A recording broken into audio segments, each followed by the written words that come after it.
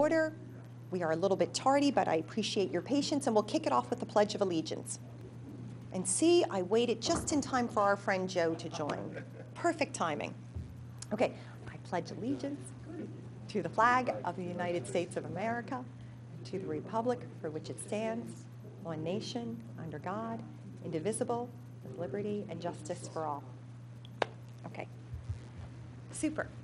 So our last meeting was in January, and a motion to approve the meeting minutes. All in favor? Aye. Very good. Okay, we'll go to the properties, 111 Wheeler.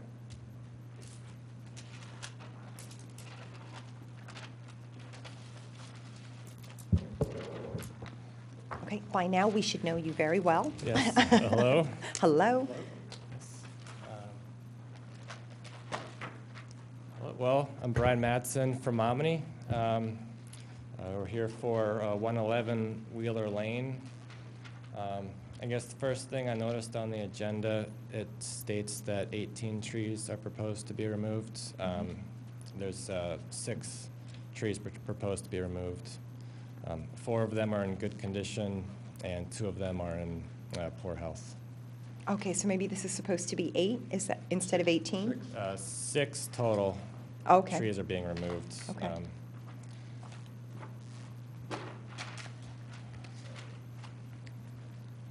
So the plan includes the construction of a new single-family residence. The trees that are proposed to be removed, there's an apple tree back here. There's a 7-inch dogwood. There's a 38-inch poplar and a 6-inch cherry tree. Those 3 trees are all along the edge of a proposed retaining wall. In addition, there are a couple of trees that are in poor health that are proposed to be taken down. One is just a dead tree stump. We have some pictures here. There's also a dead tree and a hazardous tree that is overhanging where the proposed driveway is going. So we have a proposed replacement schedule to satisfy the replacement requirements. A total of 9 new trees are proposed. A couple red maples, service berries, and swamp white oaks are proposed along the side of the property. Can you show us the tree replacement table? Yes, so here the... Brian, can you please talk to the microphone, please? Oh, thank you. Oh, it's very small.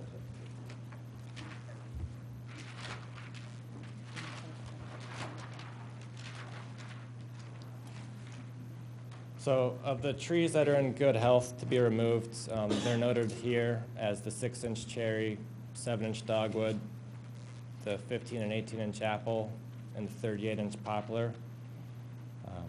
Based on those removals, 9 replacement trees are required.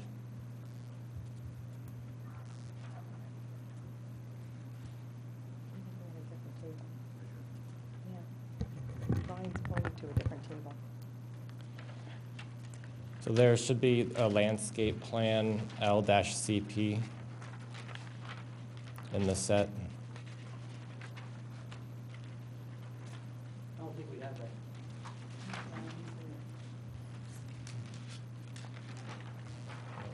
There's also a replacement schedule on sheet 1 of the plans. Yeah, that's what we're looking at. In the lower middle portion of the plan, it lists the trees proposed to be removed, along with the replacement schedule.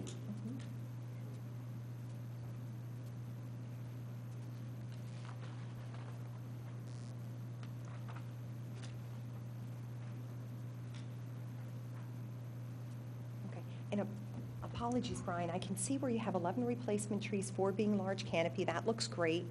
And can you just point us in the direction again of where you have the tree types listed? Yes, so I guess in the middle of sheet 1, it Uh-huh. says viable trees proposed to be removed. I see that. And then if you go a little bit further down, it says list of replacement trees, 2 red maples, 2 swamp white oaks, and 5 service berries. There are 9 total replacement trees.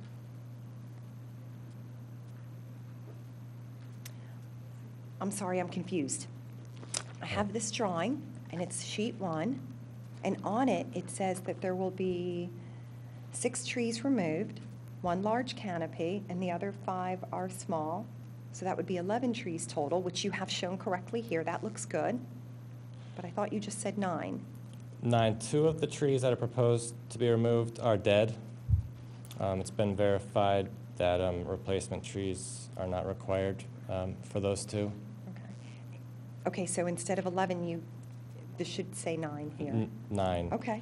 Um, And 4 we- are we large s- canopy? We submitted revised plans to the township, should have a revision date of February 25th. Are those not the No, plans that you February have? 5th. Okay, so Okay. that explains it. Okay, so I assume what you're showing us in front, though, are February 25th? Yes. Okay, good. And do you have 4 large canopy trees? I missed that part. Yes, 4 large canopies, 2 of them are red maples, and 2 of them are the swamp white oaks. Okay, And then the other 5 trees are service berries. okay. Yeah, that sounds good. Okay. So sorry, we had trouble following along with that, so that sounds good. Are there other questions?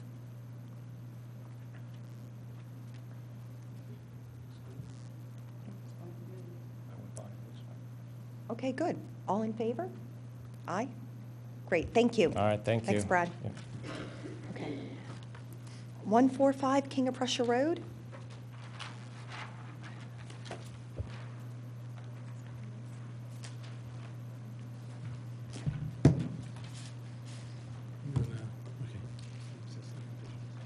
Okay. Good evening. My name is Michael Kissinger with Pannoni Associates. Here on behalf with Brandywine Realty Trust with Jonathan Alderson from Jonathan Alderson Landscape Architects. Okay. Just a little backstory as to why we're here, essentially. We had final land development approval for the Penn Medicine site, the same exact site, 145 King of Prussia Road. And one of our conditions of approval was to resubmit final plans once the other side of the property, the hotel and office, were going to proceed. So we're here tonight as part of submitting that plan set.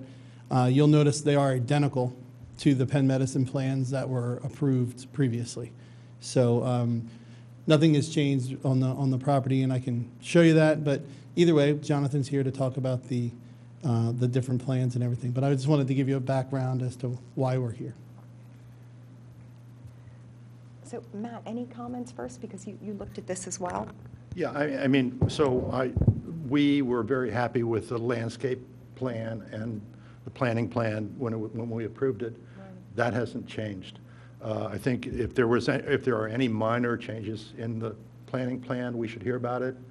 That's the only reason for the meeting, for you being here, except that you had to by nature of your agreement.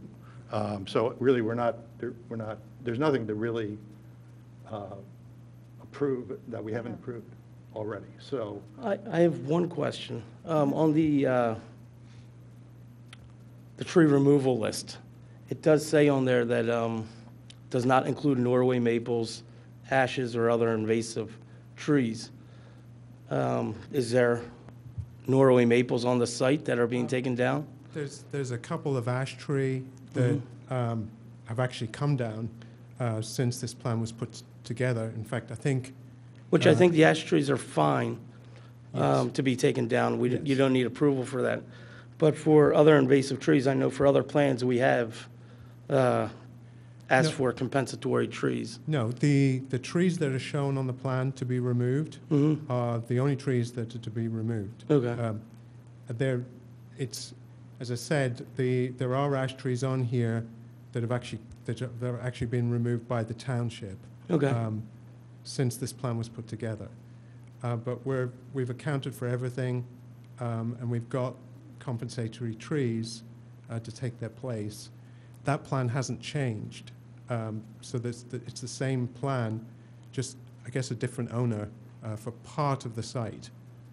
So that's Okay, why I we're here. yeah, I didn't remember seeing that last time on the tree replacement. I mean, I have the other plan if you'd like to look at it from the last time we were here. As long as there's not other trees being taken down that aren't being accounted for. So, I mean, I'm sorry, just to discuss during the pen process, so during the land development process, there were like 8 Austrian pines, right, across the rear, about the septic tract. But, so those were handled differently, so you can see those I think are the only addition that you may not have seen in the previous plan. Yeah.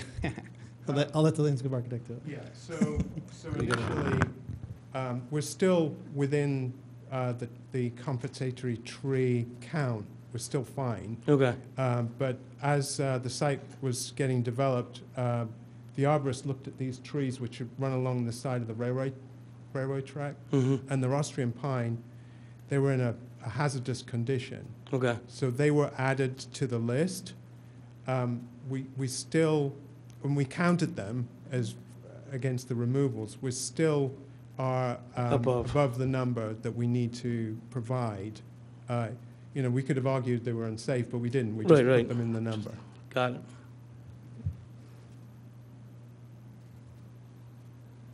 Okay, so Sounds so good. that's good. Then it sounds like we have more replacement trees Yeah. than what we would normally have because you could have deemed them hazardous. That's what Yeah, I'm but we hearing. just to Yeah. keep it simple, we just, We love it Yeah. simple. okay. It's great. Okay, so, folks, so to the committee here, do you want more details on the plans? Knowing that nothing has changed, it sounds like, in regards to their landscaping plans and the planting. I remember the landscape plan, it looked great. Yeah, that's what I Yeah. remember as well. Okay, super. So motion to approve? Aye. Thank you very much. Great. Thank you. Thank you. Okay, the Inn at Villanova, Shriner Tree Care.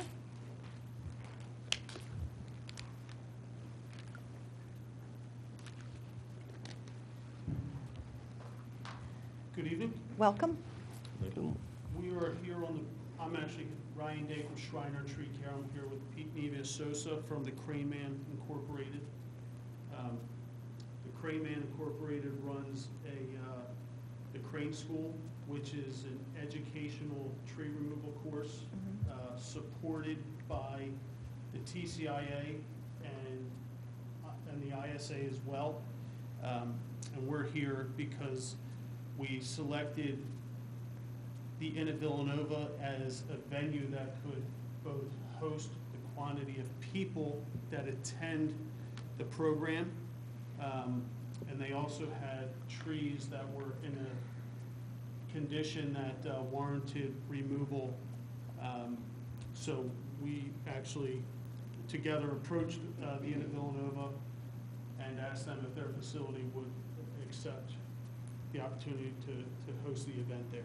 Yeah, basically, it's my course that I've done since 2011. Every year I try to move it around to another park or aim for a nonprofit facility that needs trees to be removed. In exchange for removing the trees, we get the use of their facility. So when I found the inn, I said, the course has grown in 2011 from 13 students to 60 students from basically an international pool.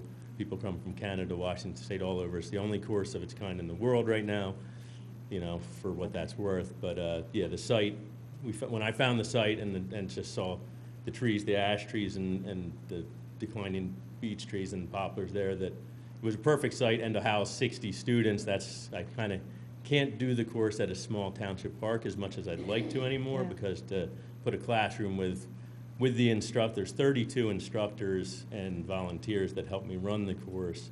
So to put them all, 100 people in one classroom, the inn actually worked out really well to house that and the trees on site, as far as that goes. And yeah, I called Ryan in to help me out. Obviously, one of their employees is one of my instructors and a crane operator for it.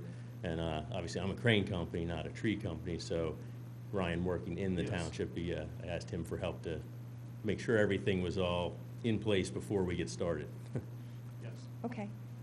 So this is very unique. Yeah. I like the Yeah, this is- explanation. yeah, That's this is helpful. yeah.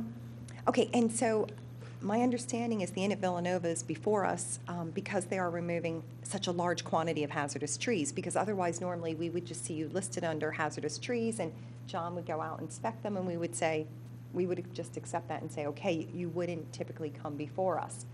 So this is kind of new territory. Yeah, and actually, okay. If Go I ahead. can interject on the Yeah. quantity, just going through the process of everything, working with both John and Steve, all of that was brought to our attention. And having said that, we actually went out and did a hazard tree report on the site, targeting about, I think it's 48 trees that were specifically listed and tagged. And also, I sent John the link to it that has it all spelled out with pictures and everything, reason for potential removal and so forth. Of those 48 trees, because of the way the class program operates, I would say realistically, 25 would be a pretty high number to really remove from that site. So I should say, out of respect for the Inn at Villanova allowing us to potentially host there, we just wanted to do our due diligence and Okay, I understand. get an evaluation of those trees to assist them for whatever they do later, but as, a compensatory action towards them allowing us to be on their site. Okay, so if I understand correctly, you did an assessment of the site, you identified 48 hazardous trees. I assume they're in various stages of decline.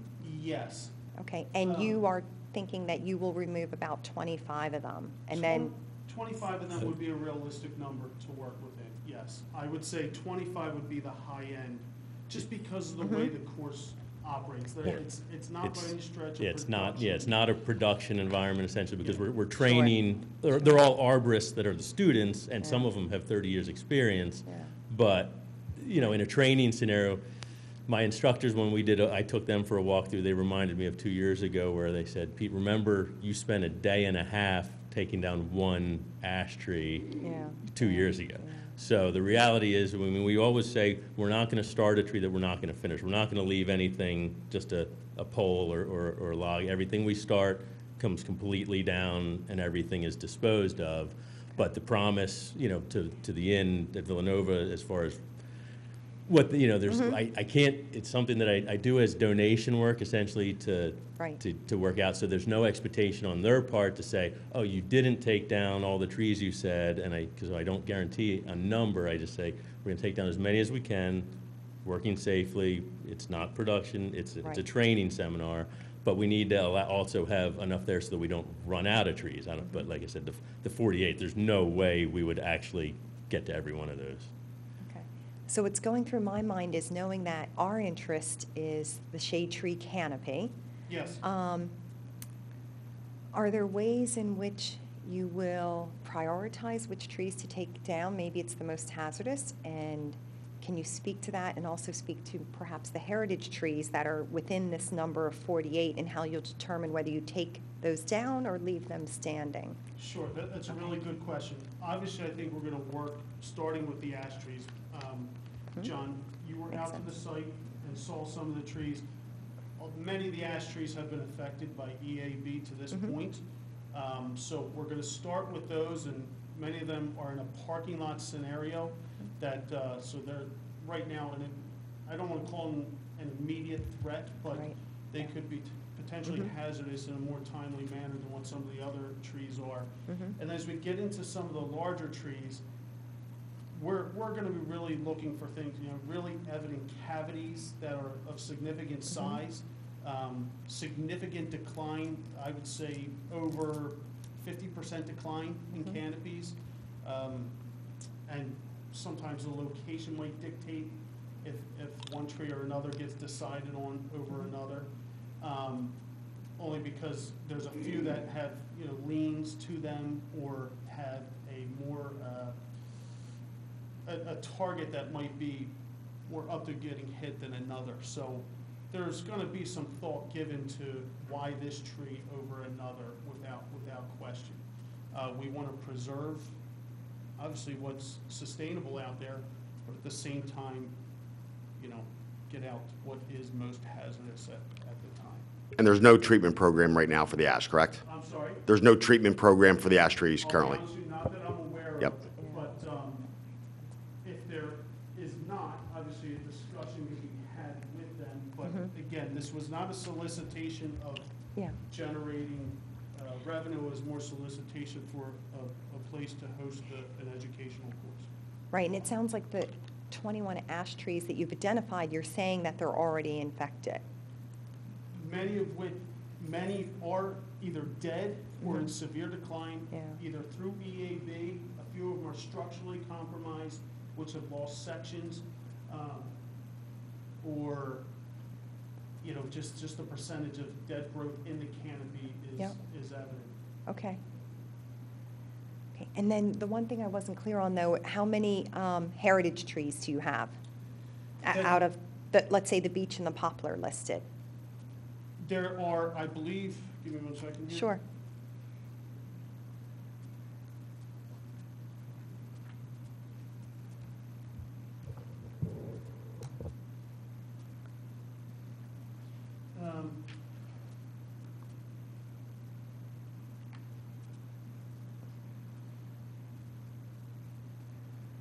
I would say, I think it's 20 of the trees fall in that heritage scale, I think, which is 30 inch, correct?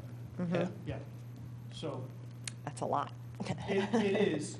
However, Yeah. the condition of those trees, like I said, Mhm. dead, structurally compromised, Yeah. or in severe decline. Matt, you were out there today, correct? Yeah, I mean, I drove through the entire, through the driveway, both exits, both. Yes. And there was, around the parking areas, it was obvious, there's a lot of decrepit tree material, there's bad trees. And then up by the pond, there, in that wooded area, there seems like there's some. Correct. On the side that faces County Line Road, those trees are in pretty good shape, those big trees, on the other side of the facility. Okay, But in the corner where you guys were working last year, yes. those trees look, to me, Down on the corner? Yeah. By County Line and Yeah, Massaport? yeah. Yes, all in good standing order. As you get into the main parking lot area? Yep. Significant decline in a number of the poplars there. I would say percentage-wise, the canopy in poplars is well over 50% decline in that main parking lot area.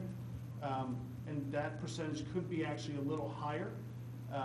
The ash trees up in that lot are dead or in severe decline, a few of them right along the road. The largest ash tree is in the main circle area. That tree, I saw that tree in the fall, and that tree was probably about 75% dead. But that, if you drive in, most notably, that is the ash tree that stands out the most, but probably in the most severe condition of. That and the target for when it fails is Yeah. the slate roof of the old mansion house, But so. the circle area. Yeah, and the circle area where the wedding venue entrance, I guess, is what the. yeah, I mean, I guess one question that I had was, like, those trees, when they were planted, when they were healthy, that was a nice copse of woods there. Sure, That, yes. that gives a lot of screen to the center, and so do you think they'd consider, planting some new trees? I would say absolutely. The rapport with them throughout this process has been great. They have expressed interest in wanting to make some improvements as Yeah, this it's- process takes place. Obviously, they didn't have any sort of vision towards it, only because, like I said, Yeah, it wasn't on their plans, it was Yeah. me approaching Right. them with it, and Right. in our walk around, when I did my first walk around with Catherine at the end, and Steve, I think his name was, Yes. just saying, okay, this is what I am looking to get permission to do from you.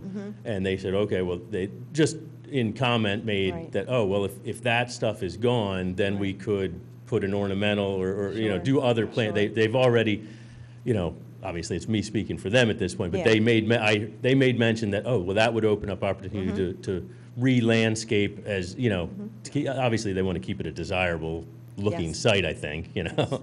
I think So. with their expectations of what the site is, I think they absolutely have tremendous interest in wanting to improve areas where they can, as Pete said, just to make it as welcoming Right. of a venue as possible, even to move forward. Sure. Yeah, So- and that being said, the majority, like the 20, 22 trees that we may take out are basically gonna be from that ash tree right at the mansion house, working our way up the side. In the parking lot, there's some good poplars that are like outside the wall, and those will stay. There's a couple ash trees along the parking lot side on the county line road side, and then a majority of those trees around what I call the old garage building, I guess, is what it is.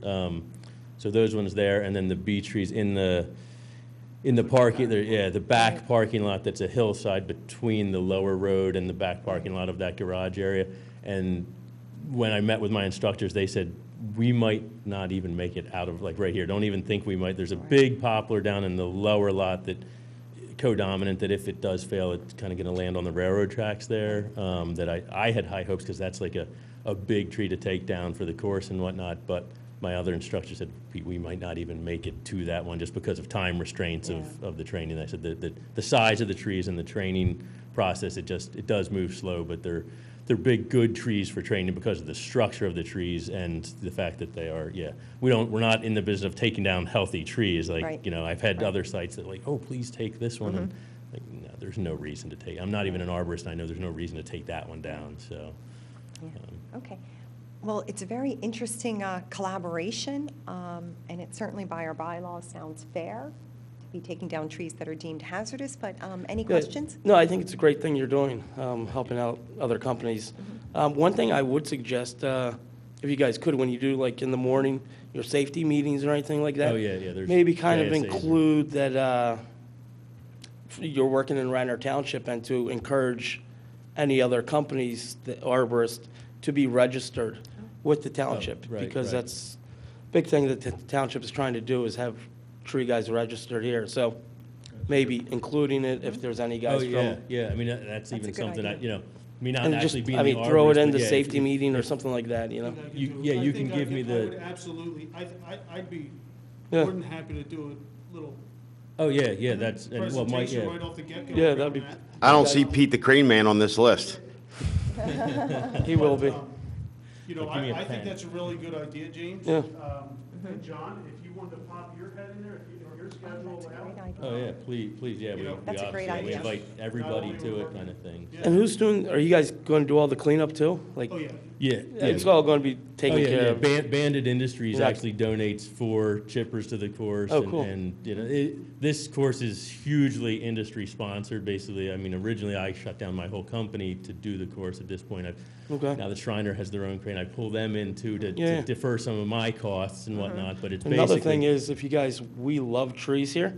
So Oh, if yeah. you guys want to do a collection that day, buy some trees for the township. Oh, yeah, yeah. We love that. Yeah. There you go. Hey, I like it. Do a little- I just had a question. Are you intending to maybe come back in the next year or something to finish off the remainder of the trees there that you find hazardous? Once this process is completed, once this program is completed, I will absolutely, both Pete and I will sit down with the folks at the Inn at Villanova, express both what you're sharing with us now and some of the legitimate concerns that exist with the remaining trees. And I think without fail, they would have interest in wanting to make their property as safe as humanly possible. You know, and that's been their MO kind of throughout this process, not even realizing some of the hazards that might have really existed. So I would say without fail that they have interest in wanting to kind of complete things as it Sounds relates to good. that campus, or I should say property. Thanks, Ryan. Good, thank you. Any other questions? Yes. Okay, now, it totally makes sense with the ashes Yes, trees. You know, it's almost like you're doing a favor to the end. But the other trees, Yes. they're definitely hazard trees, and John, you know, gave you his blessing? Absolutely. As I expressed, we're not going to target any trees that are even, let me call it that gray area. Hey, you know, there's, you know, Kennedy's 25% dead, something like that. I mean, we're not even gonna go that route. These are strictly hazardous trees, and I'm more than happy to get you the link that we have it all set up on that has documented photos and everything that relate to each tree that, you know, is a potential candidate for removal. And yes, John did go to the site, looked at things, and he's familiar with the site as well. But yes, these are not just trees that we're just going to inadvertently take out because the crane can get to it closer. Like I said, That's where I was going, it's yes. going There are to be definitely something hazard that trees. is warranted for removal for specific reasons of being hazardous, or just, you know, and it's I just assume it's for better to existing have a conditions. hazardous tree to train on. Yeah, So, exactly. To an extent, yeah, yeah, we obviously, easy to do live. Yeah. yeah. Exactly. Okay, good. Any other questions? Okay. Good luck with your collaboration. It sounds great. Excellent. Thank you Okay. very much. Folks, have Yeah. a great evening. Yep, thank you. And John, I hope to see you over there on, at least on Saturday. Okay. Your time. Okay, so next topic up, guys, is tree removal without approval clearing permits. And we don't normally see this topic too often on here, so this will be a little bit new. So 412 Conestoga Road. And John, maybe you want to help us out with this? Well, So this is a tree removed without. go ahead. According to Steve Norsini, who sent out a memo. This is his memo? Yeah. Okay. He said a violation notice was sent for the unauthorized removal of one tree. The applicant is appealing the violation. The Shade Tree Commission will be apprised when the final outcome of the appeal is determined. So I'm not sure what action we have to. Steve is just providing an update. Just for transparency? We sent a fine penalties. Okay. And they're appealing it, so we'll be back to us as soon as we hear something. Okay. Okay. Then we have clearing permits, Harvard Lane. Harvard Lane was before us last month. So why And is we- this we- listed here? I don't know. Yeah, I don't either, because it looks like it was approved in January. We approved the entire Harvard Lane project. Yeah, okay, Instead of piecemealing it. yeah. Yeah, I The don't, whole landscape plan and everything, right? Yep. yes, I'm not sure why that's on the agenda, but okay. The next one is 100 Chetwin, removal of 16 trees, and it looks like they submitted a hazardous tree report. John, it looks like you looked at it? Okay. Yeah, they were just all hazards, obviously. Okay, then 364 Rose Glen. Okay, good. It's a very odd agenda.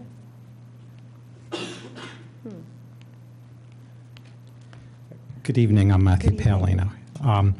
So 364 Rose Glen is actually going to, could have been on the top line there with, it's Yeah. going to be a new construction site, and we didn't have the final stormwater report ready to submit as a grading permit, so I was instructed just to submit it as a clearing permit so we could get in front of you. But what you have before you is now the plan that is in the process of being submitted for the grading permit. So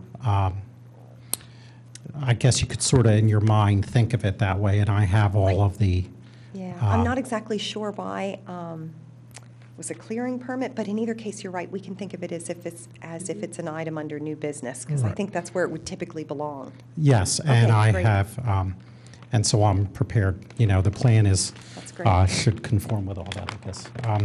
So we're going to be, oh, let me start this way. Mm-hmm. Sorry. We're going to be removing 14 trees and replacing with 17 trees. We have a list of the trees to come down here on two. There's a tree removal chart and the replanting chart. And where is that? Which sheet is that on? Oh, it's sheet 3 of 3, I'm sorry. Okay. Just give us one moment.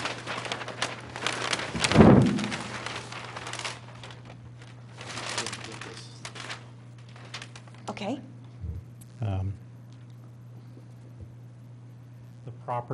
The property presently backs up along the rail there. You can't really see it, but I think that would be this boundary. So we won't be doing any work down in that area. Rose Glen is right here. It's at the end of the cul-de-sac, if you're familiar with it.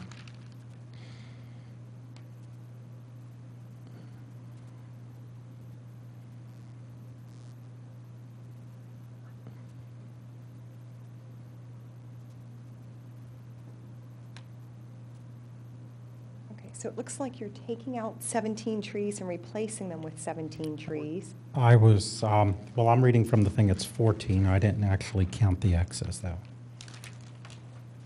Oh, sorry, okay. Yep, now I understand. Okay. And on page 2, we have the tree protection detail. Page back. Yeah. And some other details that you probably don't care as much about. And on page 3 is the replanting detail. Oh, no. Yeah, this is sheet 2. Matthew, I assume you're using the cul-de-sac as your egress, right? Yes. Yep. Yeah. There is an existing house there. If you look on page 2, I guess This is 2. you can see the existing, This is 1. Oh, this is sheet the existing house.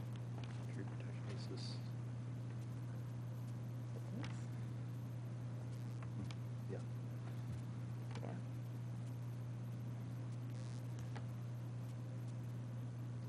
Able to discuss a little bit about what type of trees are coming down? Are any heritage? I can't really see the plan that well from the viewer.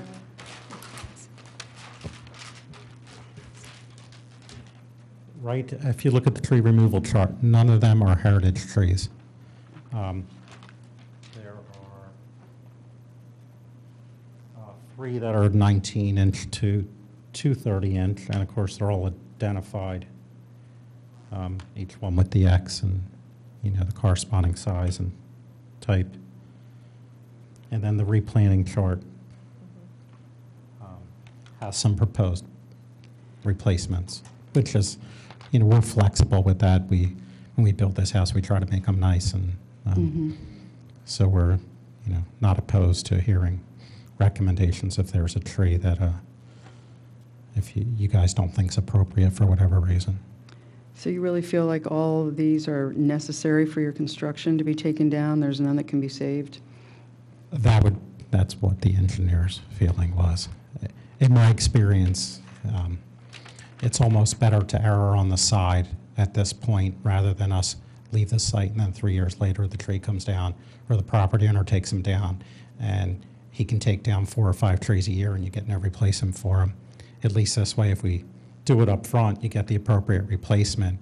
And you know, I think that's probably a better way to go, because if we do impact a tree, even though you don't really see it, you know, you guys all know 3 and 4 years later is when the property owner's taking them down. And like I said, there's 5 trees a year. I mean, you know, a future property owner in a couple of years could really. Right. So where are the new trees going to go? If you look at page 3 of 3, you can see where he's calling out replacing trees and the type. Thanks. You're welcome. Is there any other trees on, I can't tell from here, and I didn't get set, but are there other trees that are going to be remaining? Sure. And can you point them Including out? some ash trees. Well, any of these trees outside the work area, so like here's a 40-inch maple, a 50-inch maple, a 34-inch maple, a 42-inch maple, 14-inch cedar, 16-inch ash. 8-inch he didn't identify. Along this side, we have a 16-inch maple. Or even, James, if you want to walk over here and see this, it looks pretty good. I can see 2 large heritage trees, a 50-inch and a 34-inch. How's the fence, the protection look? It's up. Looks good. Yeah. Looks good. The ash trees, are they treated? You know, Matt? I would say they haven't been, because I know the property has basically been uninhabited for 4 or 5 years. So 4 or 5 years ago, I don't think anyone was even talking about Because either you treat treating them the or you take them, you know? Yeah. I'm thinking, like, I'm not sure, that 24-inch ash. But the tree replacement looks good to me. Okay. I would just stress, make sure that tree protection is in a good spot and Yeah, it so, stays there. I mean, part of the reason, one thing I thought you might bring up, but I'll bring it up probably to bite myself, is that there is one 30-inch maple along the property line. Unfortunately, he couldn't put the tree protection out too far to the canopy because it's under the paved driveway that exists, so, but that's an existing condition that normally, you know, we would try to put that tree protection out a lot further, but it's a driveway presently. I think that looks fine, where you have the tree Thank you. protection fencing, because Okay. realistically, the trucks or vehicles have been driving along the driveway Yeah. anyhow. But I must admit, down on the lower side, there's 4 large heritage trees there. They're all remaining, and the tree protection fencing is far away from them. So they look good. Yeah. Yeah. And then, yeah. So any other questions? Okay, all in favor? Aye. Thank you. Great, thank you very much. Thank you. You're welcome. Good. Okay. Next up, number 6, violation notices. We covered that because it's the same as in number 5. So now we get into number 6 again on the agenda. It's labeled, but it's the 2019 goals. So let's switch to that. Let me see. Okay.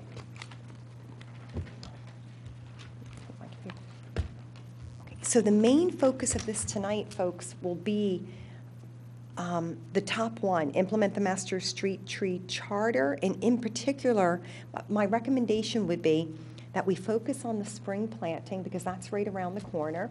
If we get that done, great, we can go on and finalize our goals. But I would say let's make that top priority number 1. Need be, we can always finalize our goals in the April meeting. Specifications that I wrote up, that I drafted are in. Oh, good. the pamphlet. Very nice. They're in. Let's find them. You'll need 5, starting with the, Right. Have we gone out to bid for this? I can, Commissioner Orsini has left a little memo. Yeah. On page 3 of his memo, which says, if you wish, be awarded, please to let him know. what's that? It has gone out to bid. Yes. From what I understand, we just want to wait for a report back from him and approve when we would like to have the contract awarded. Okay. Is the significance of having this Rockwell Associates included in his pamphlet, is that who he's recommending? Okay, gotcha.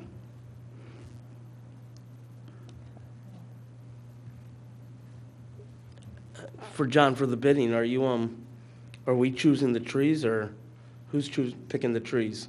I thought you had a list that you put together. We did it, yeah, me and Matt worked on a list. We're going to utilize that list. Okay, And obviously, cross-reference it with what's available. gotcha, okay. So is our intent to put that list of trees on the website, so when they go to register, they can pick one, No. or? I would recommend against that. So Okay. all tree So planting, we don't do John will that. pick the tree per the site? Basically, so let me just back up for a second.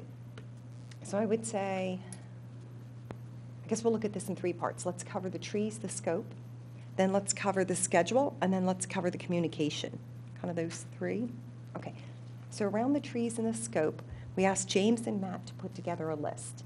So do you have a list that you can share with us? I brought, yeah, well, Yeah, even if you can just describe to us what's on the list, that would be great. Okay, so, we have time to consider. Okay. Well, we should only pick a few, right? So here we go. Amelanchier for smaller ones, because we're doing small and big. Amelanchier grandiflora is one of the smaller ones. The Cercis is redbud. And Matt came up with Acer, the striped maple.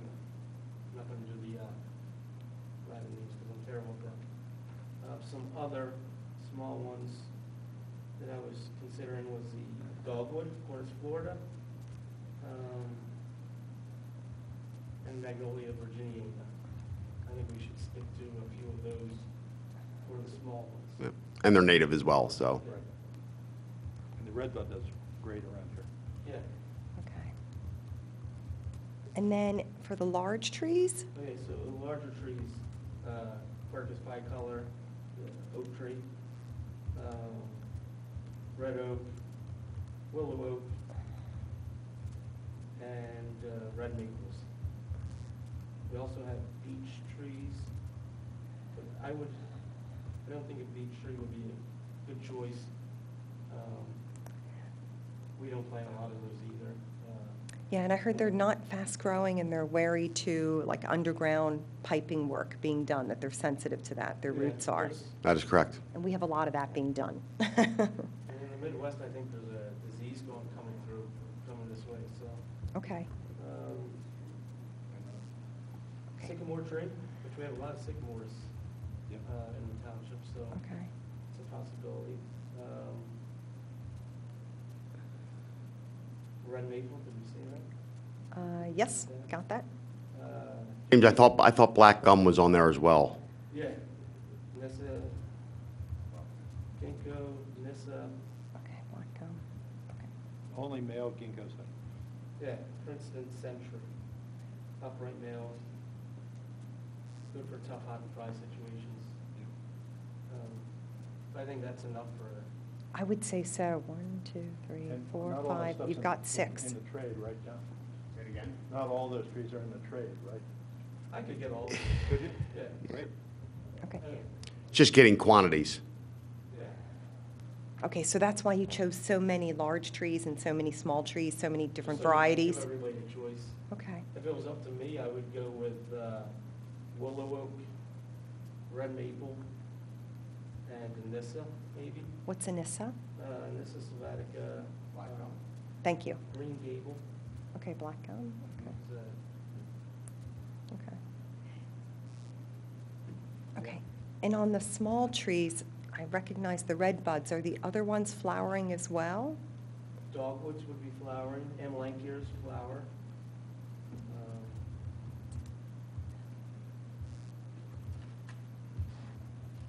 Okay. Dogwood, You guys, Magnolia would flower. And magnolia. Anything that would be susceptible to the spotted lanternfly, right? I mean, are any of these trees, do they like or highly affect any of these trees? The host tree to the spotted lanternfly, Yeah. that's all over the place. I mean, there's always, it's great. Question, I mean, there's always a chance that they're going to go after hardwoods. I mean, that's the theory behind spotted lanternfly. Where they're going to go next after their host is depleted is, not proven. Okay. So maybe that's good then, having a variety. Oh, definitely. Diversification for sure. We don't want to have a monoculture. Right, right, right. Yeah, so any of the trees we're picking, do we know of any, like, native, any introduced something that's gonna get them? Is there, it just seems like. Unfortunately, every tree that we listed and every tree that's within the township has some sort of tribulation or issue associated with that species. Again, if we plant a diversified palette, we're just going to reduce our liability of having an epidemic come through and wipe our streetscape out. To say, hey, what can we plant that doesn't have an issue? Might as well just get the concrete trucks rolling in, because that's what will be dealt with. And I mean, the other issue is, I think James and I were both thinking about, like, as we get warmer, like what trees are going to be able to survive that kind of thing, so, because that, Okay. Okay, so it sounds like the trees that you've chosen are good. There are no known diseases at present. There's a good variety that should be available, and also that way we won't have a monoculture, so that sounds good. I know, I don't see it in Steve's bid, but, staying with the scope, I think the request was to bid up to 75 trees. Yeah. Posed that question, and somebody responded back with the 75. I think it might have been you, James, at one point. Or I So think we it was discussed James. 75 trees. Maybe it was you, Eileen. Yeah, I said, with Yep. the target being, we'd want to plant 50 or 75 trees, and it just depends upon the funding that would be approved by the BOC. And I think with some of these trees, if you're sending the trees out to bid, some of them are going to be less, Right. like the dogwood is going to be Sure. less, so I don't know how are you going to be bidding them as each tree? Or You are as a gonna- group, you as a group are going to have to pick. We'll give a the- list. You got and the quantities associated with Okay, that, and then they'll bid along off with the of that. size, correct. Got it, okay. Yep. Okay, good. Prepared the RFP, it just needs to go out. So it's created, just needs to go out with my specifications and your list. Okay. And then what we would be expecting to get back would be a price per tree, and then we just choose the quantities? Well, we can get a price per tree if that's our request. However, we're looking for the best cost, so volume is going to drive Right. that cost down. We can ask Steve to give us a value list, which will be 75 trees, and then at the very end, if we decide to shorten that Yeah. quantity, what is our per tree cost? So we can ask for that from the bidders. Because I think ideally, what I was thinking is we'd have like 50 trees and 75 trees. Let's say 50% would be small, 50% would be large, something like that, in both formulas. And then we would give them the tree list, and they would give us, okay, if you want 50, this is how much it would cost. If you want 75, this is how much it would cost. And then my understanding is just so long they're bonded and they meet all our requirements, we would be obligated then to go with the lowest cost bidder. Okay. And then per the schedule I have in front of me, my understanding is that, at least per the plan, the bids should have already gone out as of February 28th. Discuss that with Steve. He might have already sent out just a preliminary. Okay, I need to check with him. Yep. yeah. Because Steve and I, offline in prep for the February meeting, worked up a schedule. Just, hey, what would we have to do in order to pull this off to have a spring planting? And we did it primarily just from, the bids and working with the contractors, not so much the communications, Ginny. So where we were landing is, hey, we need to advertise the bid to the contractors February 28th, and then give them 4 weeks to bid, and they would come back March 25th, which I believe is Monday. And then from there would basically be 1 week for Steve to review the bids, make sure, yep, they're compliant, the scope is good, they're bonded, and then he would write an evaluation and a memo to the BOC saying, here's the summary of the bids received, and then the BOC would award the contract on April 8th. And we thought that would position us well to then, do the spring planting. And I think what Steve's asking here, and the way I'm reading it, Yeah. and maybe I'm reading it incorrectly, is he needs to finalize by having these questions answered by Which- you folks. If you look on page 2 of his little document that he left us, The one that says narrative, additional requirements and specification? it's the one, the memorandum created today, March 15th, On page, second page. tree planting Correct. program? Yes, correct. Please find out your respects and wishes to plant. Yeah. Yeah, so it's 50 to, I can email him, 50 to 75, half small, half large. Okay. James will provide the quantity of species to you. Mhm. Everything else.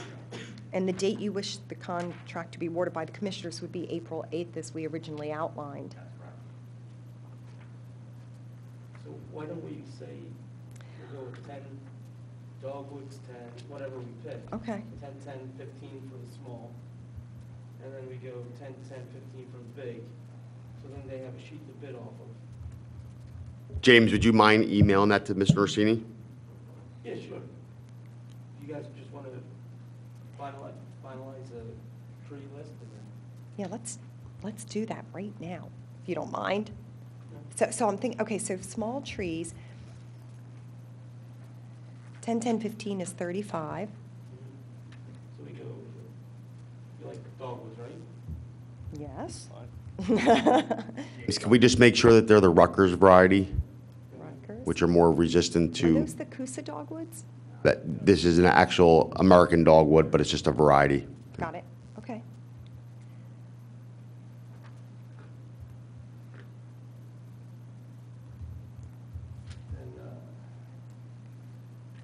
So Rutgers dogwoods, red buds, and, 10 red. okay. Or do you want to go 15 red bud? Well, I think we need an A and a B scenario. One is 50 trees it has to equal, one is 75 trees it would equal.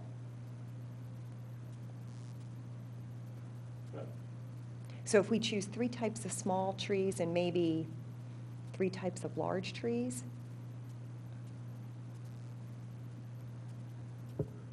and then just, Let's do the red maple, willow oak, and the black gum.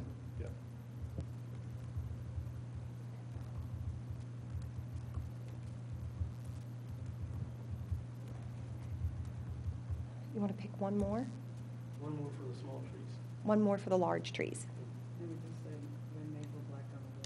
Do the bicolor. One more. Red maple, willow oak, black gum, one more. Yep. One more large tree. It's only because the math works out better. And I'll tell- So James, a bicolor, that,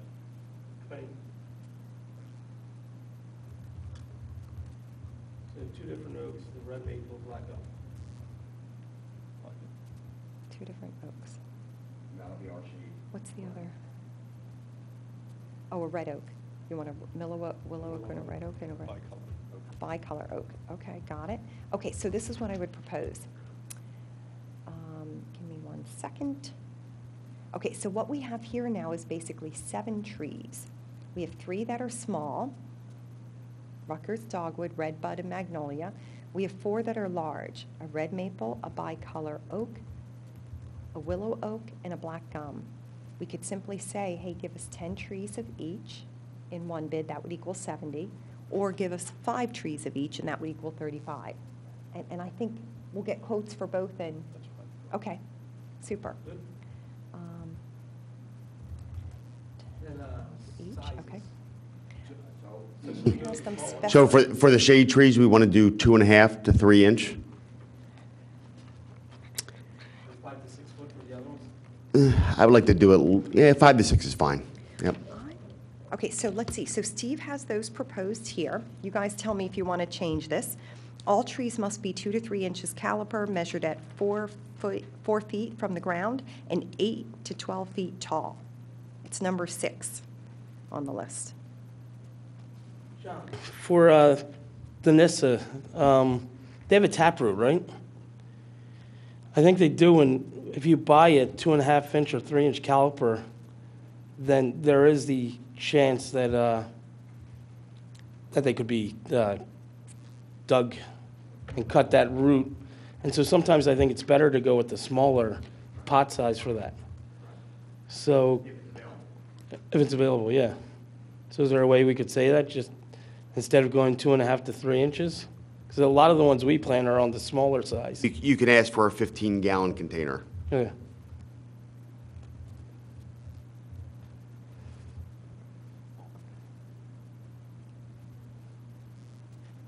Okay, so what I would suggest is let's redline number 6, and I assume you would have a number 6 to reflect small trees and a number 6 to reflect the large trees.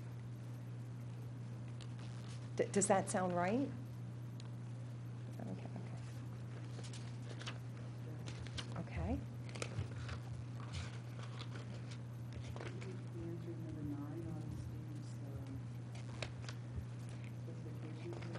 Yeah.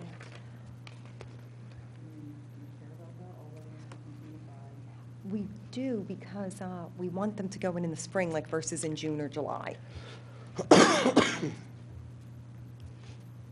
So, per our schedule, if we were to award the contract April 8th, and what's nice is we can start the advertising to residents in parallel. We don't have to wait to award the contract, such that hopefully by the time we award the contract, we already know, okay, these are, let's say, the 70 residents that will be getting trees.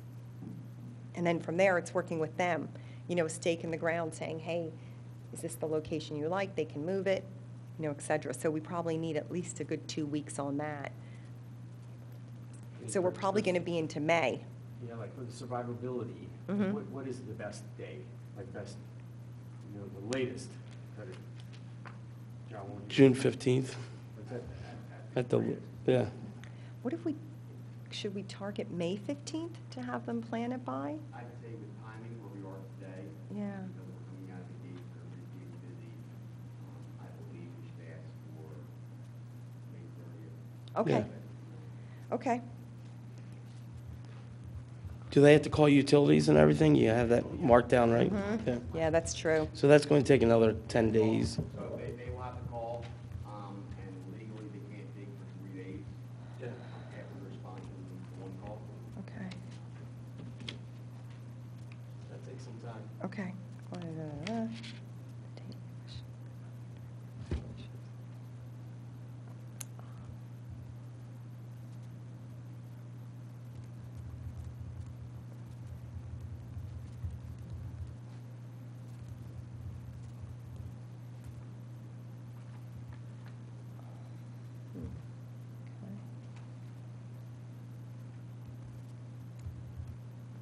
And since Steve is asking the date that you wish the contract to be awarded by, we had on our schedule April 8th, but I'm a little concerned maybe this hasn't gone out yet, so we may need to bump that date out.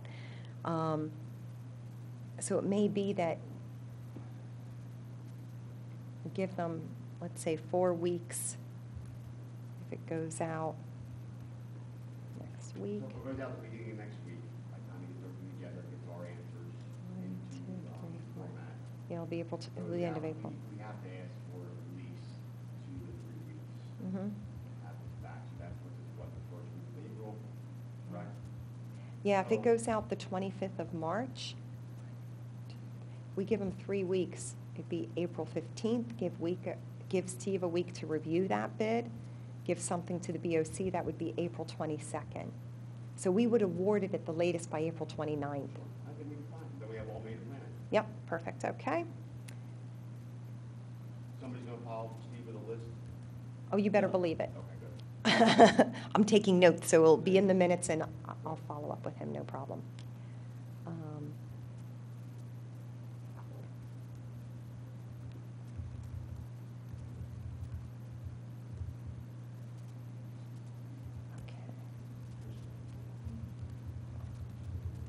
Okay, so that's good.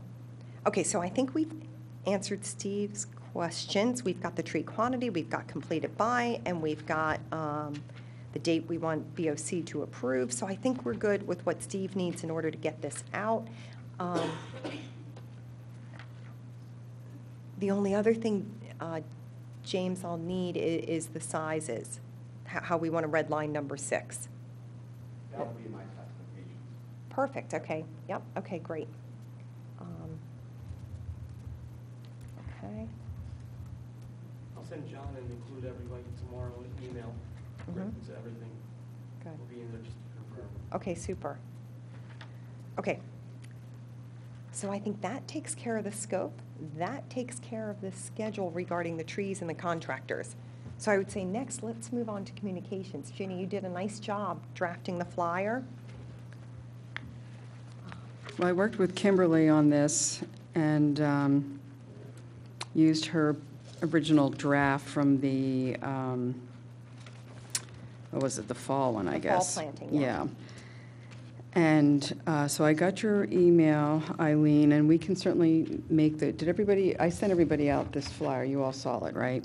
So just a couple of changes that I think we'd like to make to the flyer is that it says here that we're going to opportunity to have a beautiful shade tree. And as Eileen pointed out, we're going to do it, not just shade trees. So we're going to reword that to an opportunity to have beautiful small flowering tree or large shade tree planted along the street. So we'll change that. And the next thought we had was we don't want to limit this to 1 tree per family household. Right, Eileen? That was your thought? Yeah, just meaning, most likely we'll look to evenly distribute them, but if somebody has a large corner lot and we need a home for some of these trees and they're willing to take, 2 on one side, 2 on another side, why not? That's good for everyone. Sure, why restrict ourselves? Right, right. No problem, so I'll take that out. And, Steve asked if we could include a comment in here that the BOC acknowledges, just acknowledge their support here. So I was thinking I could put this up in the top where it talks about the Radnor Shade Tree Commission in support of, by the Radnor Board of Commissioners, is offering you this opportunity. Does that seem to flow okay there? Yeah, that's fine. Or I could put it at the bottom and just say, supported by the, your Radnor Board of Commissioners, too.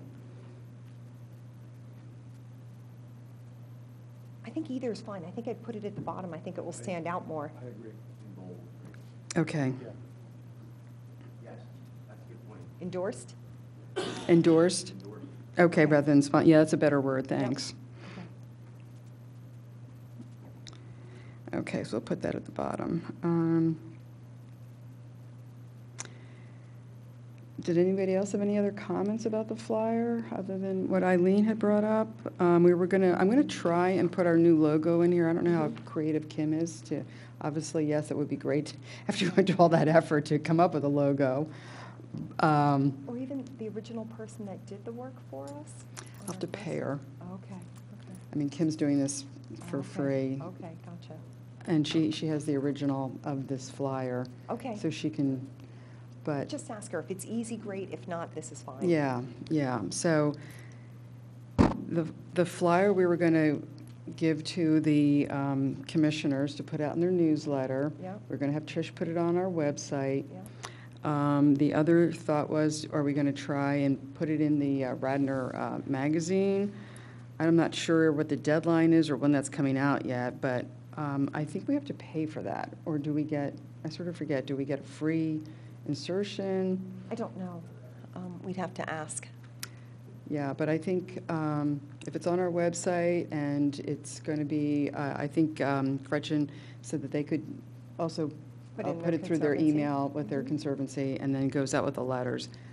I think that should generate enough to get us recipients for 50 to 70 trees, hopefully. Lisa? I was just going to say, so the Radnor magazine is kind of, the contract ended with that, so I know they're looking into something else, but I don't know how soon that's going to come online. Okay. But again, I think I mentioned before that many of the commissioners do have newsletters that they send out to their constituents, so if you provide a blurb, I'm sure many would include that in their newsletters. If I just give you the flyer, would they just include that as part of, their newsletter, like as an attachment or something? Sure, or just if it's on the township website, link to it. But if there's any kind of language that you want, a lot of them are narratives, so if there's any kind of language, maybe just a little blurb, and then it's easy for them, people to cut and paste and put right in their newsletter. Sure, okay. Nice picture of a dogwood. Get your free flowering tree. Okay, good. So I think we're good there. So the next step would be then somebody goes to the website and they click on a link to apply for a tree. So Ginny, for that, do you have it that it could either be a small tree or a large tree that they check the box on?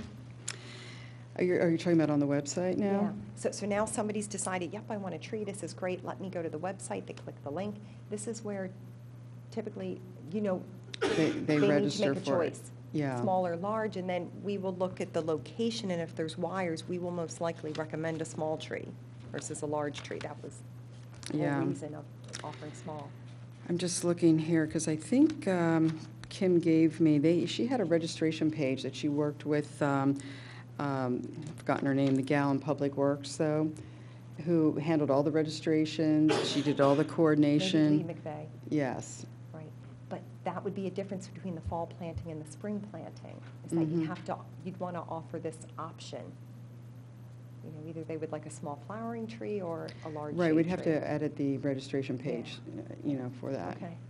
And we're going to put the tree list on there. We need the 7 trees. So again, they can elect not only just small, large, but what small, large, right? I guess they could.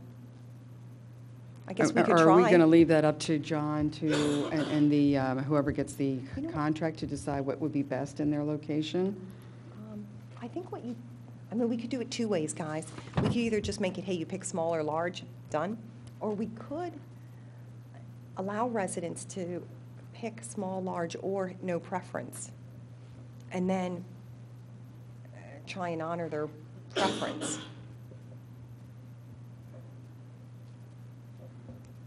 However, Because I'm trying to think, the bids that we're asking for is 10, 10, we're putting specific quantities. The likelihood that, what do we do if we have 20 requests for dogwoods? I guess we could go back to the contractor and just say, hey, can you give us more dogwoods than redwoods?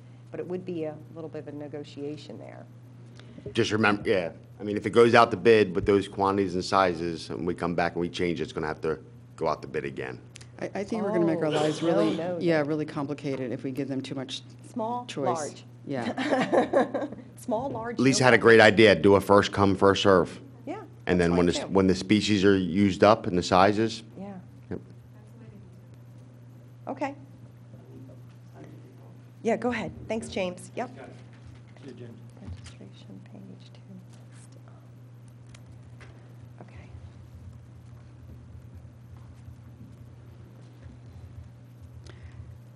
So your thinking, Eileen, is that we should go ahead in tandem and get this communication piece rolling? Mm-hmm. Okay. Yeah, because the longer we have that people can register for trees, the more prepared and we'll be in the planning cycle Okay. of this. Because if we don't have enough people registering, then we know, hey, we need to advertise more. If it fills up quickly right away, that's great. We can start looking at the sites to make sure, yes, that this will work. Okay. So I think that's good. Lisa, when do they send out their newsletters? I think everyone varies. Most commissioners seem to send them out right before the Board of Commissioner meetings, so usually, a couple days before. So we have a meeting on the next, well, there's one this coming Monday, but then there's another one April 8th. So maybe if you can get them something. Yeah, I should definitely be able to do it by April 8th. Yeah, by next week. Yeah, the end of next week. Okay, great. And I can certainly let them know at our meeting on Monday. Okay. Okay.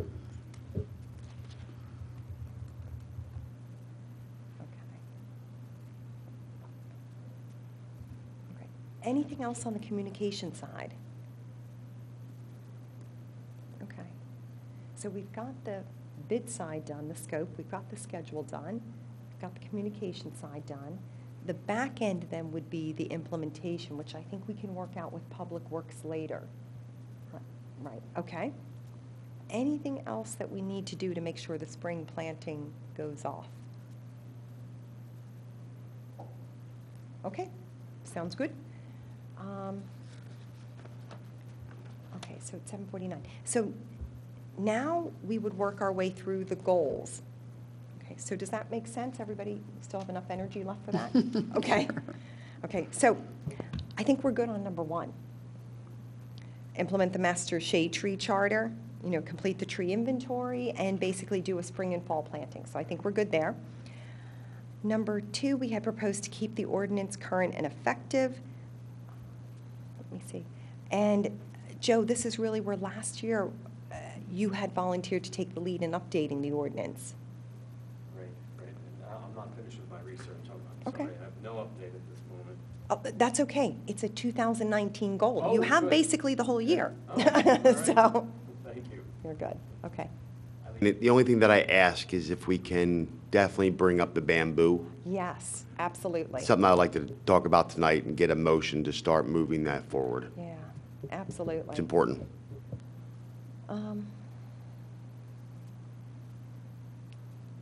Yeah, so I think on the bamboo side,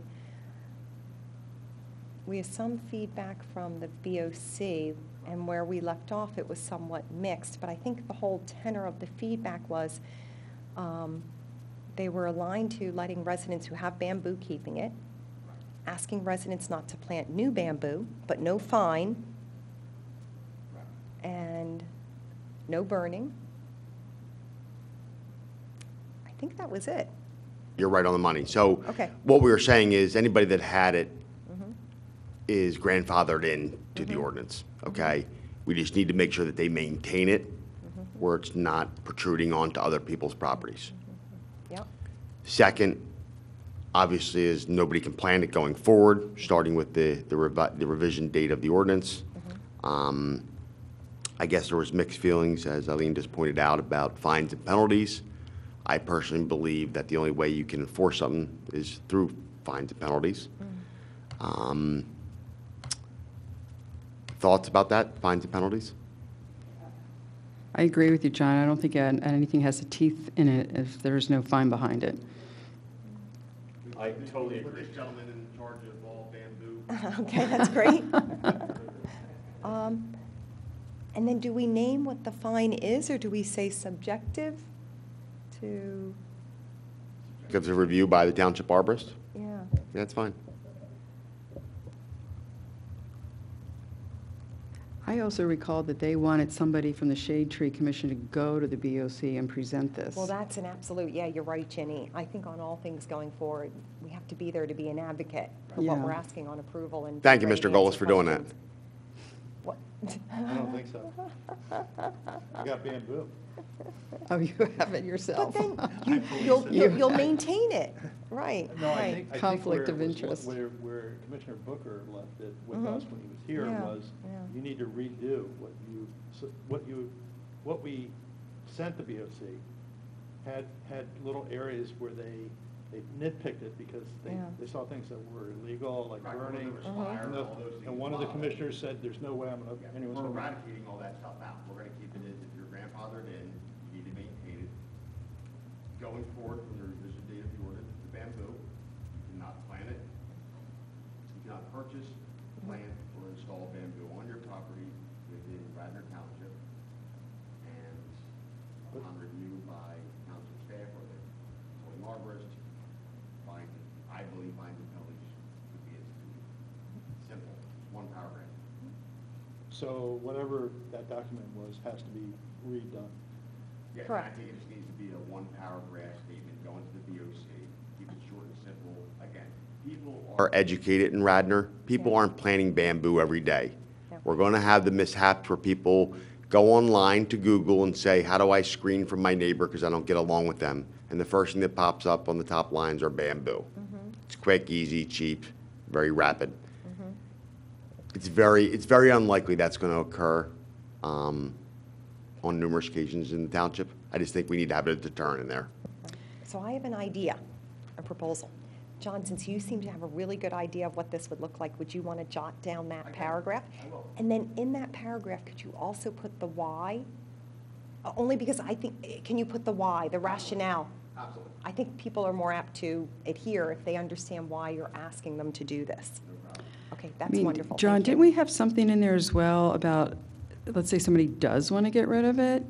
We gave them some kind of parameters, because I sort of remember we had, it's very difficult to get rid of it if you want to eradicate it off your property. Correct, and my point to that was, I don't believe that we should be explaining to residents how to manage their property, the liability. So if they're going to eradicate it, they Yeah. should call in a qualified contractor. Got That's it, a good okay, idea. okay. Okay, good. So I think we're good there. Well, who Keeping the wants to ordinance- present it, though? I think we need to I'm happy to determine. present it, or I'll go with John to present it. I don't Okay, mind great. doing that. Okay.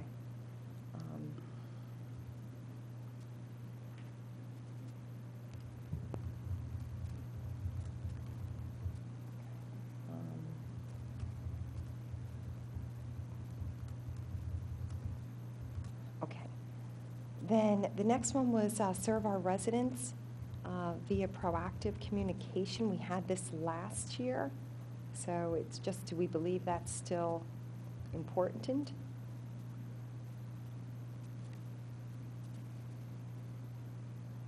I mean, I think we're ready to, we've done a lot of work on the website now, so it jives with our sort of informational flyer. I think it's now at the stage, I'm sorry to hear that Radnor Magazine is no more, but it's now sort of at the stage where maybe I need to do a little bit of investigation on what will our communication vehicles be, Yeah. and come back with some thoughts and ideas. Again, I don't know if there's any budget for any of this. There is. We would just have to request it from the BOC. We have about a $100,000 budget this year. So Okay. it's just up to us how we use it, but just request their permission before doing so. Okay. Yeah. Okay, so really, I think the focus of 2019 is, hey, we have good communications. It's just making them go live on the website. And then I think the other big part is we have this list of hazardous trees, right, Matt, from your survey? Well, And yeah, so John and I have talked about this. I'm thinking half the survey work is done, but we're not going to do an analysis until it's completely done. Okay. So we're not going to, says here, give Steve McNellis a list. That's not going to happen for a while. So the township did approve and has paid for another urban forest matrix file. Right. We do need to ask for a new iPad or a loaner or whatever we can get, and then Mr. Matt Goals is going to try to recruit somebody to help him out in the field. Okay. I feel that this will be a process that'll go through the summertime. Come fall, we can have TIG from UFM go through it, put it up in contents that the township can understand it, and then at that point, we can start handing it off to staff. So it would be a late 2019 project to relay the information in the survey to the staff. Okay, okay.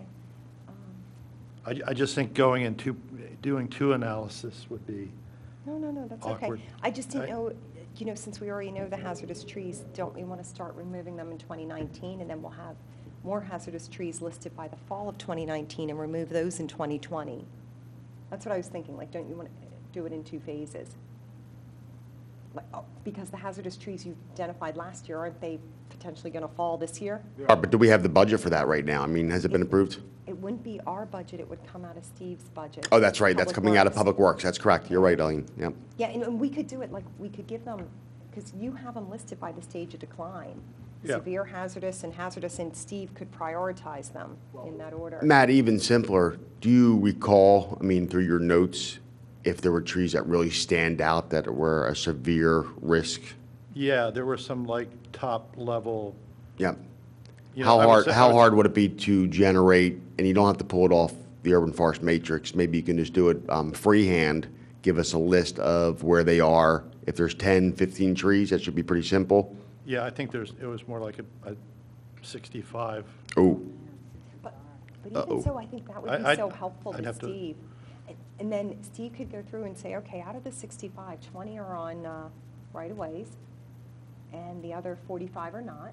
And then with that list of 45, we could decide, do we want to send a letter out to residents saying, hey, did you know your tree happens to be hazardous? Here's a list of licensed contractors in Radnor that can remove this for you. these are our are all trees. street These are our trees. I No, mean, I don't think we know that, because, Matt, when you did the survey, each right-of-way changes per street. So, yeah, I mean, do I know exactly where the Radnor boundary is? I don't. I mean, No, we were taking our best guess at, like, Right. so we didn't do any trees that were in a yard, obviously in a yard. Every tree we did was within 5 or 6 feet of the street.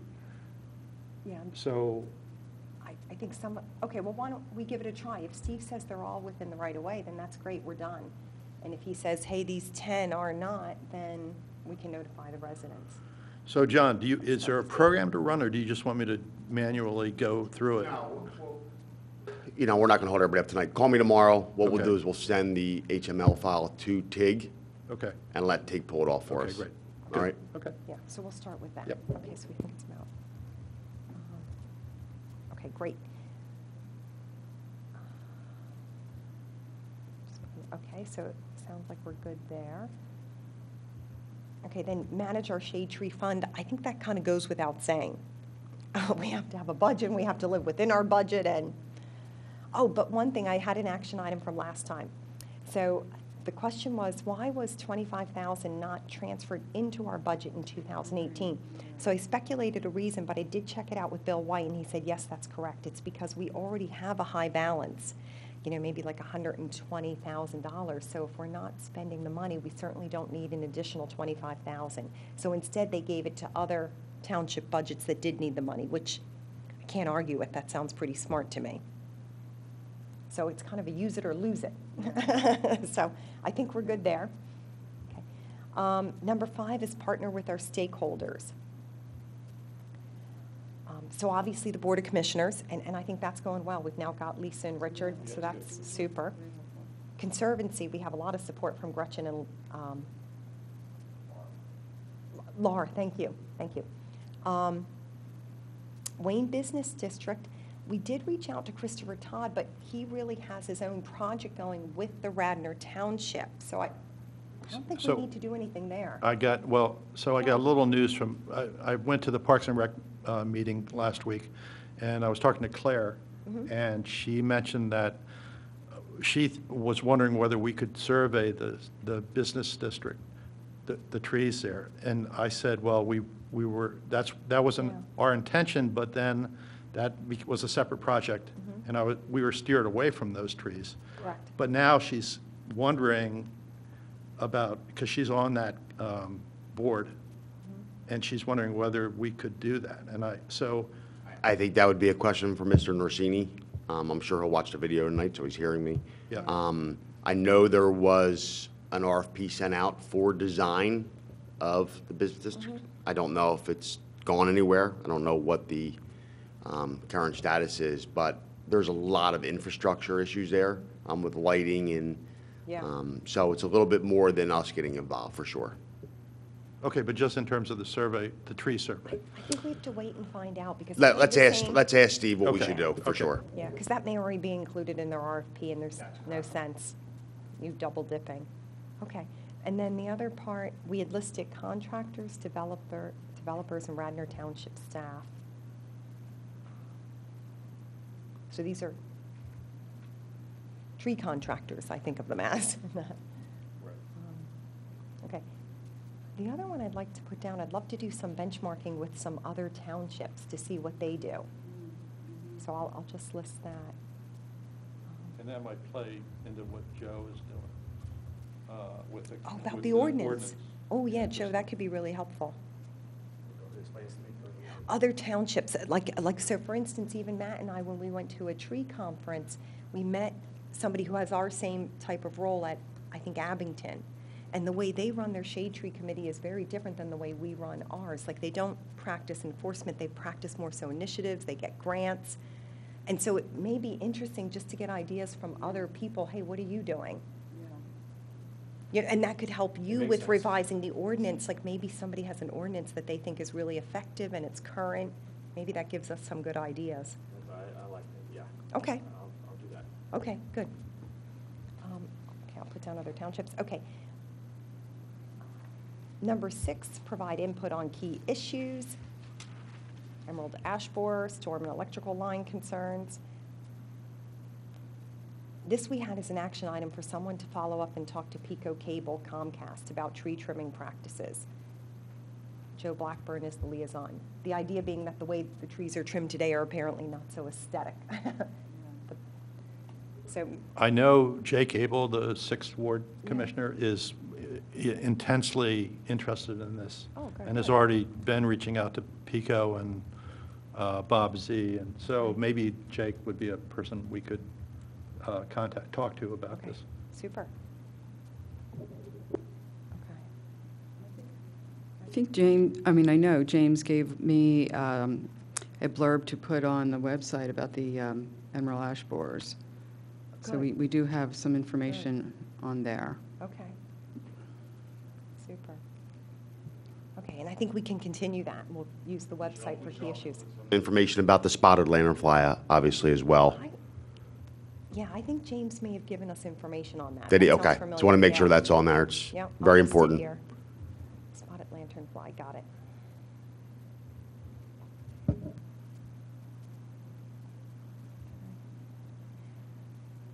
One second.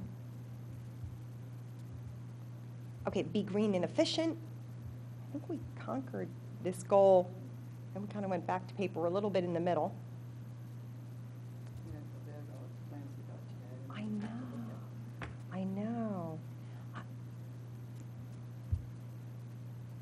Could we go back to electronic copies and just 2 paper copies? One goes to Matt ahead of time, and the other paper copy is here, and we just share. And I'll bring my You bring copies in. yours. Okay, so let's do that. Okay, so I'll put 2 paper copies. Yeah. Yeah, yeah.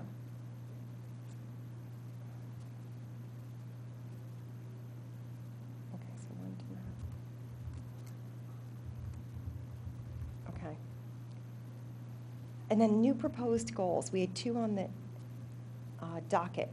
One was monitor enforcement of the shade tree ordinance, and that's where we had the discussion, hey, is that really our responsibility? Or is it the township's responsibility to collect fines, et cetera? And the other one was measure the tree canopy. And we did agree that, Trish would document the trees removed and planted in our minutes, so we could just, do an annual tally every year. I think that will happen. And that could even be part of our first one, the shade tree charter, finishing that. Implement the master shade tree charter. Or even balancing our budget, because that's where we used it this past, in 2018, was in putting together the budget. How many trees got planted, how many trees went away? Okay. Yeah, okay.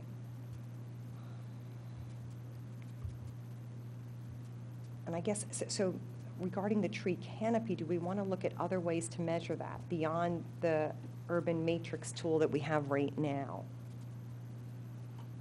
It's funny because when you look on the web for these universities and Penn State's done this, I think, when they measure canopy, it's all like, even the most current stuff is 2015 or 2013. It's not like they do it every year. Yeah. And it's, I don't know. I'm not sure how to get my arms around that one. I mean, just looking at Google Earth isn't really the right way, I don't think. It's very complex. I mean, you're trying to measure canopy structure.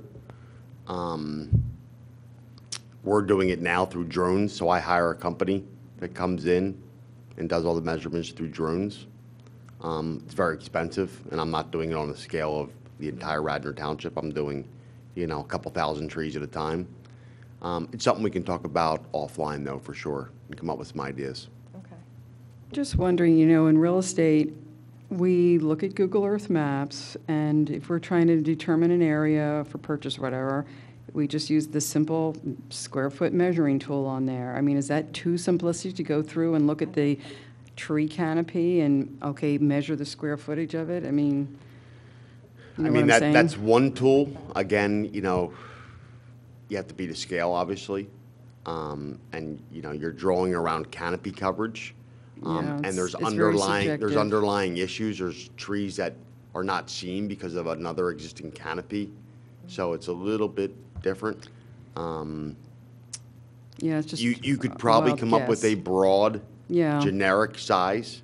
To be able to say X percentage of the township has tree canopy. Correct, absolutely. That's about all you could do. I do like that idea, just keeping it simple and somewhat, maybe almost qualitative. We've lost 25%, we've gained 50%, something where it's just kind of order of magnitude. And just remember, the maps are not always up to date as well. Yeah, you can, I mean, they do have the date as to what the one you're looking at, so you could say as of 2017 or whatever the date was. I mean, I just had one in Radnor recently I was looking at for a violation, and it was 2010 was the last time it was structured, so.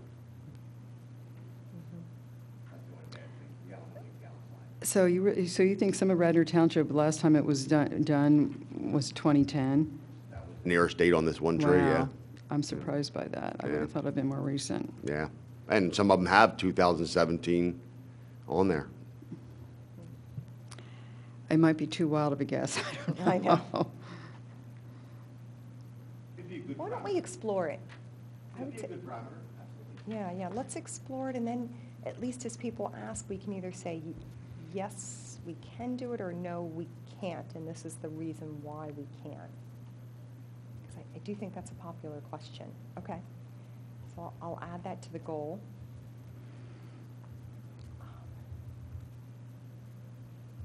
And then, what do we think about enforcement?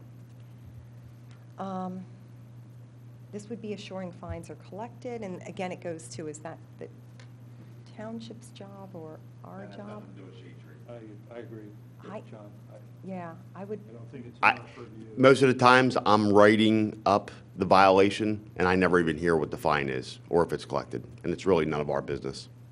yeah.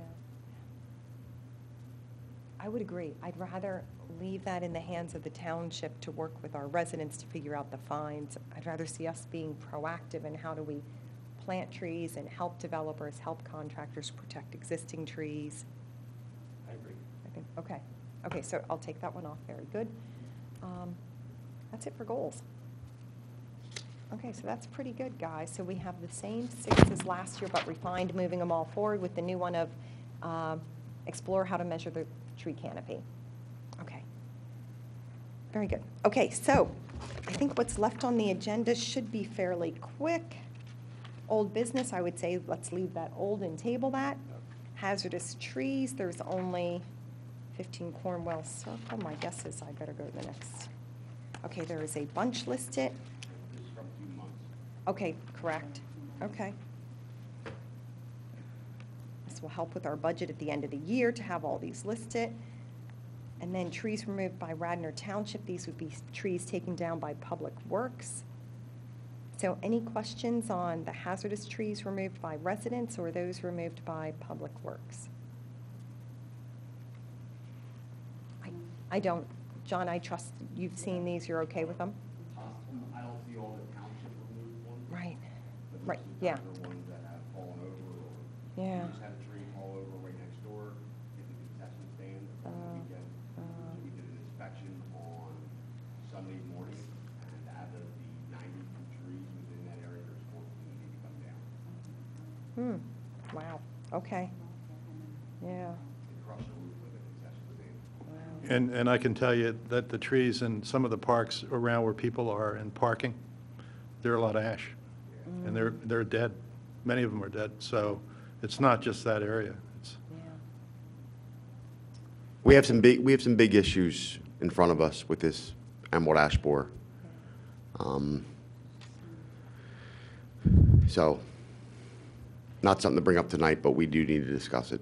So I think all the more reason we try to keep communicating about the emerald ash borer, either to treat it or take it down, rather than letting the tree continue to grow and take it down when it just gets larger, more expensive, more hazardous, or falls on something. I guess that would be the message, encouraging residents to do one or the other.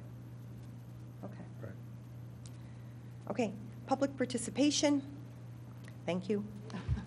Contractors list, we got that. Anything else before we close? Matt? So at the Parks and Rec meeting, I just wanted to bring it up. A mountain bike group of youngsters who are not affiliated with Radnor schools, it's their own club. They proposed at Parks and Rec to put a mountain bike trail, competitive mountain bike trail in Ordorisio Park in the wooded part of the park. So that's a park with a baseball diamond and then a basketball court. And then there's probably 8 or 9 acres of deep woods. So. Is that the park right next to this building? No, Ordorisio is on West Wayne. Oh, that one. So they didn't have really anything concrete except the idea. So the feedback they got from Parks and Rec was that there were stormwater issues. There were some neighbors that showed up that had some concerns about noise and other things. I'm just saying that at some point I could see this coming before us in terms of, what's tree removal, effects on trees, and so that I just wanted to bring the board up to speed on that. But Okay. it's very early on in the process, but it's something out there. Okay. Okay, and last item I have, Gretchen from the Radnor Conservancy dropped this off. She can only stay for the first 30 minutes, but apparently they're doing a watershed-wide cleanup. And this is in Darby Creek Valley Association, and the date is April 13th, 9 a.m. to noon. You're encouraged to come, neighbors to come, residents to come. And there's a flyer, and it's in, I guess, conjunction with the Darby Creek Valley Association. So I assume this can be found on the website, or you can contact Gretchen or Lisa for info. Okay, anything else? Great, thanks, everybody. Thank you.